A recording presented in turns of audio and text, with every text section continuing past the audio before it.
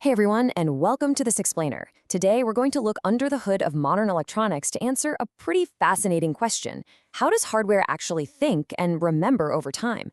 And to be clear, we aren't talking about software or code running on an operating system here. We're talking about the physical, raw logic of the circuits themselves. So let's jump right into the logic behind sequential circuits. All right, here is our roadmap for today. We'll be hitting Section 1, circuits that can remember, Section 2, the beat of the clock, Section 3, two types of logic, Section 4, building a speed regulator, and finally, Section 5, inside the computer system. Let's get to it. Section 1, circuits that can remember. Okay, to really understand this, we first have to talk about the biggest flaw of standard basic hardware logic.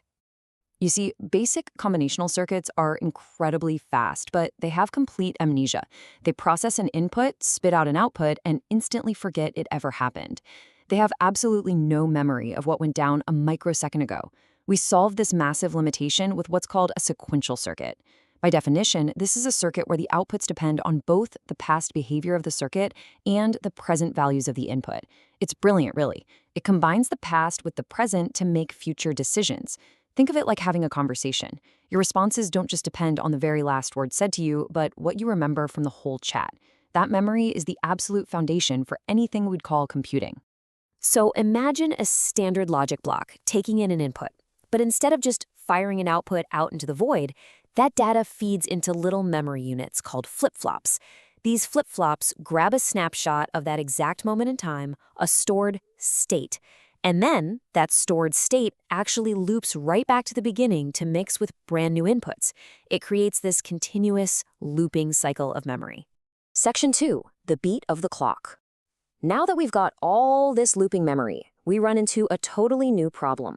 How do we keep this continuous loop from devolving into total chaos? We need to bring order to it, which brings us to the heartbeat of the machine. Synchronous sequential circuits absolutely rely on a clock signal to control their operations. They wait for an active clock edge to change state. Because signals travel at different speeds through different wires, without this rhythmic clock edge providing a precise, standardized snapshot in time, those flip-flops wouldn't know when to safely transition. Without that active clock edge shouting, "Okay, update now," your circuit would just be reading half-finished calculations, which leads to total system failure. Section 3, two types of logic. So, with our clock ticking steadily away, engineers start designing what are known as finite-state machines. And there are generally two main philosophies for how to build them. This is a super crucial distinction in engineering. On one side, you've got the Moore type. Here, the outputs depend only on the present state of the circuit. It's a much safer, more isolated approach because the circuit only acts based on the internal state it has officially settled into. On the other hand, the Mealy type is a bit wilder. Its outputs depend on both the present state and the primary inputs. This means Mealy allows outside inputs to influence the output instantly, without waiting for the internal state to fully transition. It's definitely faster, but man, it requires some incredibly careful timing design. Section 4, building a speed regulator. Theory is great, but let's actually ground this in reality and build one. We're going to design the logic for an automatic speed regulator for a vehicle. Imagine a car designed to monitor its own speed. Here are the rules for our car's logic circuit. First, speed is measured every single clock cycle. If input W equals 0, speed is totally normal. If input W equals 1, we're going too fast. But we definitely don't want to slam the brakes over a microsecond glitch, right? So our golden rule is this. If W equals 1 for 2 consecutive clock cycles, then we output Z equals 1 to actually slow the car down. Let's trace that logic out.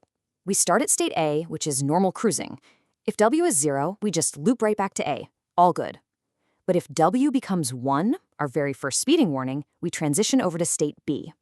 Notice we haven't hit the brakes yet, output Z is still 0.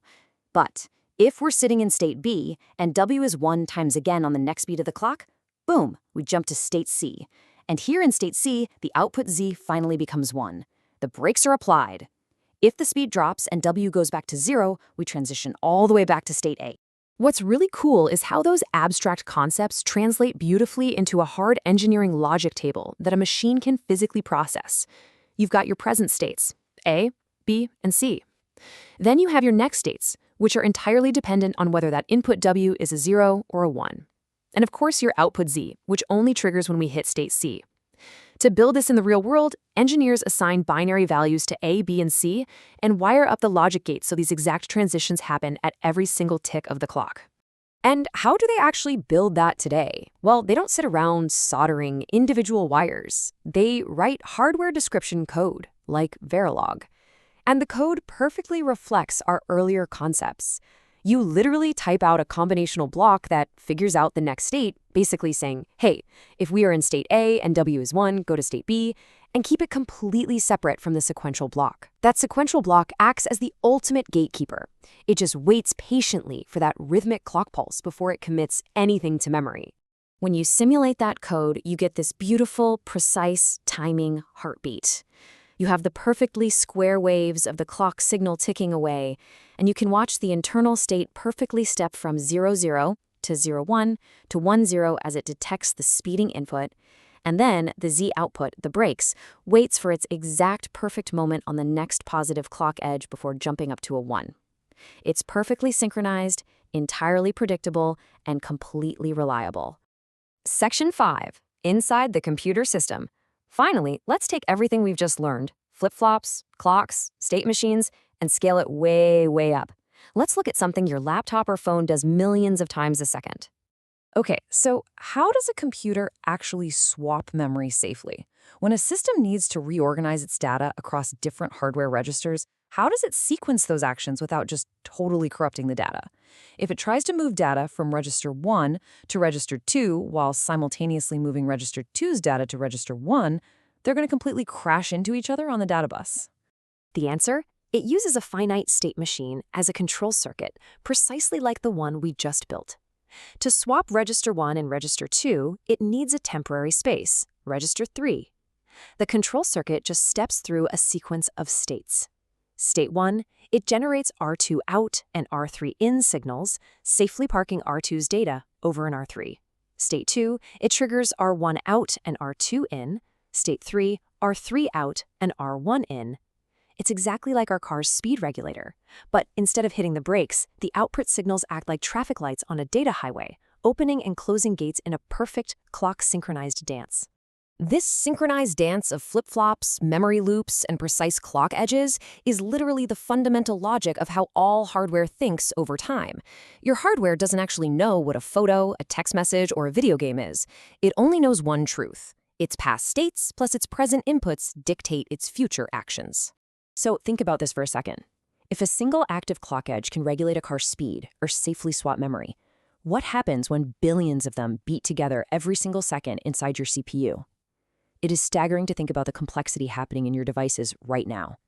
When you look at your smartphone, its clock speed is measured in gigahertz. That means this entire cycle of reading inputs, evaluating states, and triggering outputs is happening billions of times every single second, all built entirely on these incredibly simple sequential foundations. So next time you tap a screen or hit a key, just take a second to appreciate the billions of perfectly timed decisions happening right beneath the glass. Thanks so much for joining me for this explainer, and I'll catch you in the next one.